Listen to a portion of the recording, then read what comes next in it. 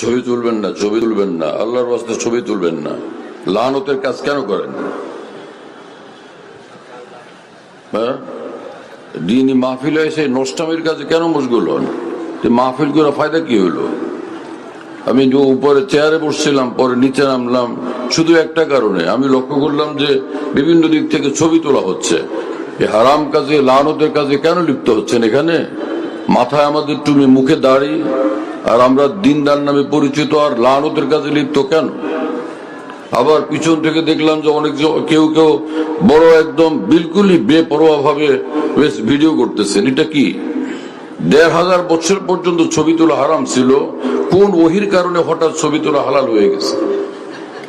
হ্যাঁ, আমি আল্লাহর দোহাই দিয়ে বলি, কেউ আমার ছবি তুলবেন না, গোপনে প্রকাশ্যে। আর যদি ছবি তুলে থাকেন তাহলে অবশ্যই ডিলিট করেন, এটাকে মুছে দেন, না সংরক্ষণ করবেন না প্রচার করবেন। আফসোসের বিষয়, মহিউসুন্নাহ হযরত মাওলানা মাহমুদুল হাসান সাহেব দামাত বারাকাতুহুর সঙ্গে আমার একবার সফর হয়েছিল চট্টগ্রামের কোন এক বিখ্যাত এদারাতে, আমি নাম বলবো না। সেখানে হুজুর সে দস্তারবন্দি করতেছিলেন, পাগড়ি দিতেছিলেন, বহু বছরের ছাত্রদেরকে, ফুজালায়ে কেরামকে একসঙ্গে পাগড়ি দিতেছিলেন। হঠাৎ উনি দেখলেন যে পাশে কেউ ভিডিও করতেছে, পাগড়ি টাগড়ি জোরে ফেলে দিয়ে তিনি সেখান থেকে তাড়াতাড়ি স্টেজ থেকে নামে সোজা ঢাকা চলে আসছেন। কথা বুঝতেছেন প্রিয় বন্ধুরা?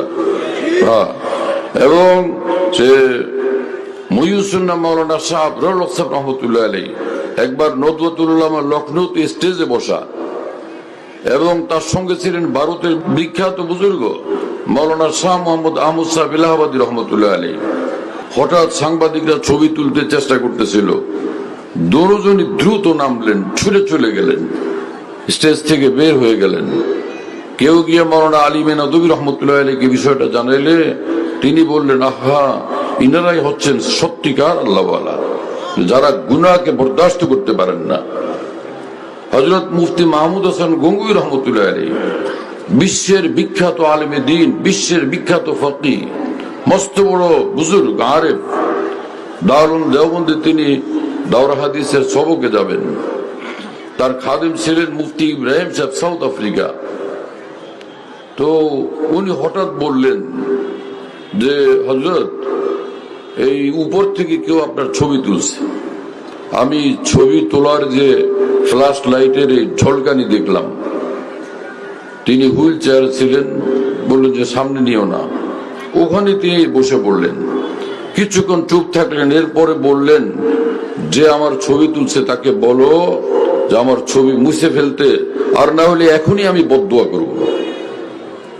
এটা যদি রহমতের বিষয় হয়, উল্লাসের বিষয় হয়, খুশির বিষয় হয়, কোন নূরের আমল হয়, তো দারুল দেওবন্দের মুফতি আজম তিনি এই কর্মের বিরুদ্ধে বদদুয়া কেন করতে চান?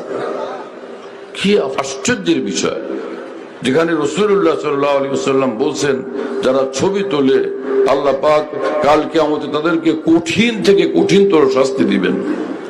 সেই কাজ আমরা আজকে মুসলমানরা করি। তাই টুপি মাথায় দিয়া, দাড়ি মুখে নিয়া, ইসলামী পোশাক পরে, এমনকি বহু তালেব ইলম, এমনকি বহু আলেম মানুষ পর্যন্ত আজকে এই ব্যাপারে বিলকুল বেপরোয়া, বেফিকির। কোন দলিলের ভিত্তিতে সেটা শুনতে চাই? আশ্চর্যের বিষয়। ইন্না লিল্লাহি ওয়া ইন্না ইলাইহি রাজিউন। আল্লাহ আমাদেরকে সুন্নত তরিকার উপরে জমে থাকার তৌফিক দেন।